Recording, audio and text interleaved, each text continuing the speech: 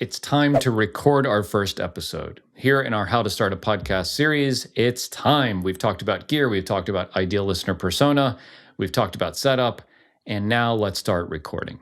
So, the most important thing when it comes to recording your podcast is to be prepared. I'm an old Boy Scout, that's the motto, but it really is true because if you go into an interview or a solo show monologue like this, or to talk to a co-host, and you're not ready, it's going to be really challenging. There's nothing more difficult in any kind of speaking than winging it. I don't go into my YouTube videos winging it. I have a very detailed outline that I follow, and I would strongly encourage you to do your homework, do your research, create an outline, and be prepared. Be prepared to be successful. And you can take this however far you want. Some people go through and script the whole thing and have a teleprompter and are reading from it. That's just a little too much for me, but I do need to have some structure, some organization, and really it's to fall back on, because if I just come into this and turn the microphone and the camera on, then it's all on me. All the pressure is on me. So like an ounce of prevention here is a pound of results in the end when it comes to creating really great content.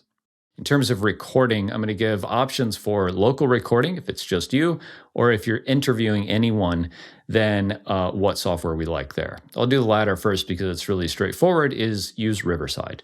Riverside is a fantastic piece of software to conduct remote interviews or discussions in a really high quality format. They record up to 4K video, they have multi-channel recording, and it's lossless. So if your internet kind of buffers or drops out, it'll record everything locally on your computer and upload those bits to the cloud. If it's just you or you and a co-host and you want to just record locally, if you're on a Mac, you can use something like QuickTime.